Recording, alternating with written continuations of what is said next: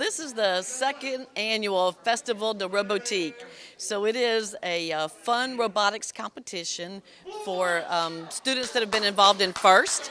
We started it last year. It's a passion of mine. I was involved in starting a FIRST team back at North Shore High School 10 years ago.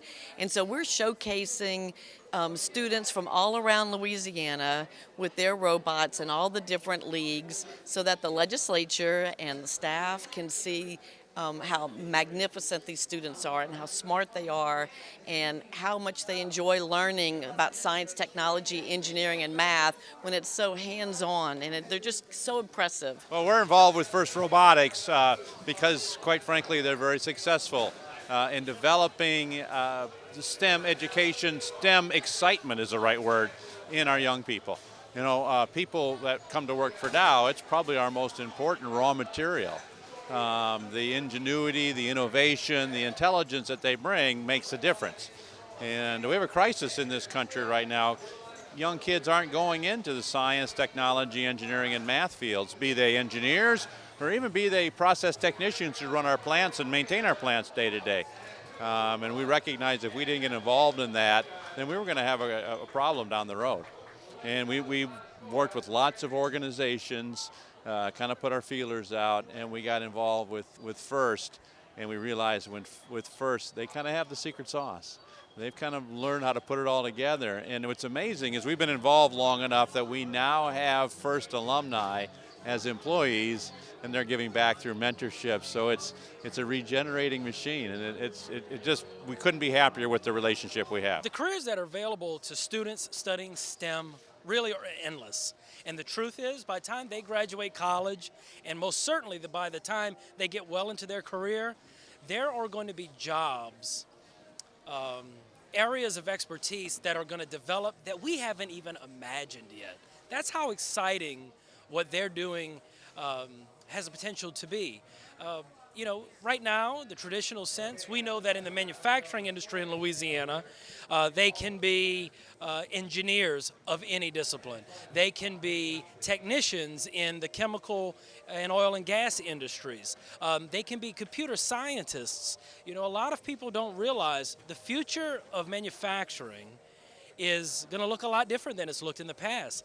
We're going to need even our entry-level technicians to have expertise in computer sciences. They're going to need skills that may involve everything from coding in the computer world to understanding more advanced computer operations as our facilities become more automated, as our basic chemical plants become more reliant on Wi-Fi technology. So it's really, there are many opportunities now, and those opportunities are only going to grow. Last year we passed legislation to create the Law STEM Advisory Council. And what that group is charged with doing is basically connecting the dots between the workforce that we have in our high-wage, high-need industries and building, the educated workforce to deliver, the needs of those industries. And so we're connecting the dots between industry and education.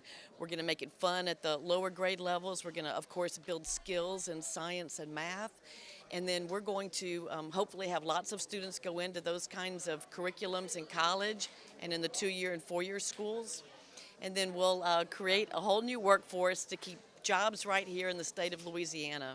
In Dow alone, just about every job we have involves STEM. We are a technology company, a material science company, a chemical company.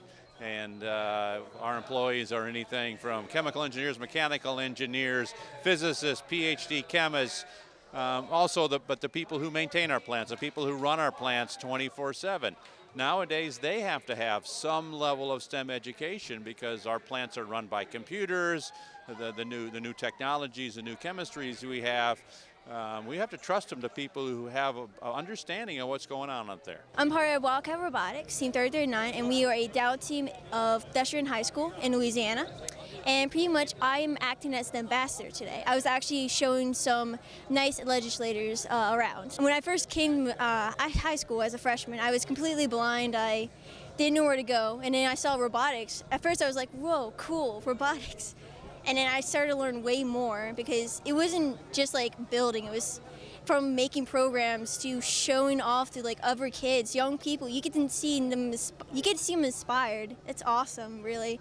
And then also you get to learn leadership and cooperation and integration, professionalism, and so much more. It's amazing. We've been working on the robot for a while now, and today we do something called scouting, where you look out for other teams to see who's going to help you or who you work well with, and that's pretty much what we did today.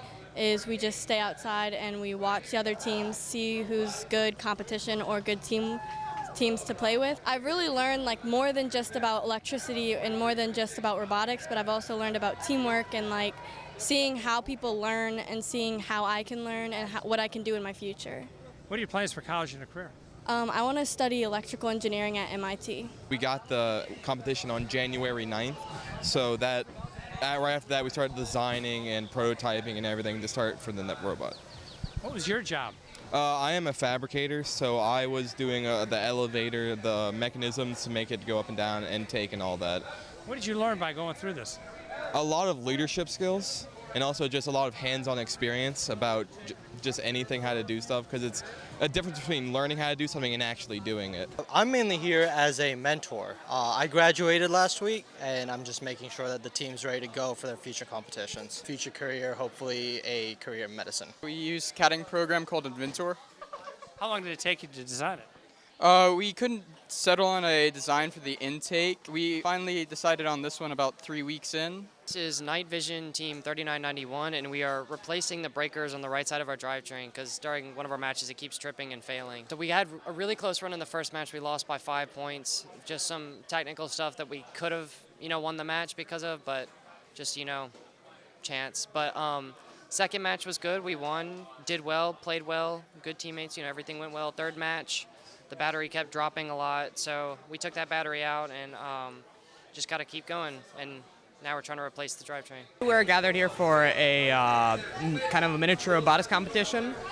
We've got people from FOL, FTC, FRC, so different facets of robotics, just all getting together and having a fun little competition and trying to push lawmakers to institute laws to help robotics out in other STEM fields and schools. What makes STEM programs so special to me is that it really teaches kids the opportunities they have, right? So, for example, a kid can essentially build anything they want. It really just like inspires them. And besides that, it's like so applicable in so many other fields besides just like robotics or things like that. It's just really fundamental and influential.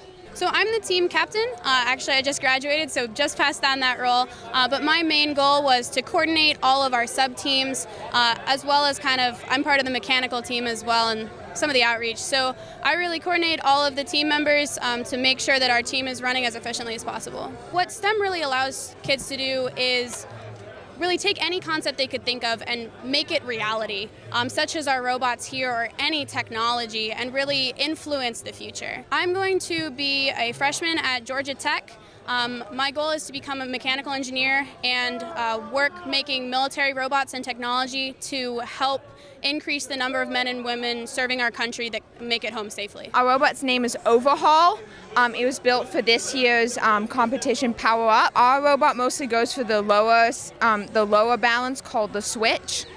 And it puts cubes onto that. I am the hardware captain. I manage the building of the robot. Well, this is a great program for a number of reasons. The first thing is obviously involving young people, which are the future of our state, and they're getting introduced to STEM, science, technology, engineering, and mathematics. But you also have a lot of parents, and you also have a lot of regional groups. And one of the things we found in Louisiana is that groups like this exist all over the state. And one of the things we're trying to do at the Board of Regents is to bring them together so they can add value to each other. So this is a great beginning. This is the wave of the future. You start thinking about the types of jobs these young people will have. They involve drones, artificial intelligence, and robots, and that's what it's all about today. I am constantly amazed every time I get to spend time with these students. Their enthusiasm, their passion, you put that with their expertise, the knowledge of what they're learning, and I mean, they're sitting on top of a rocket just ready to take off.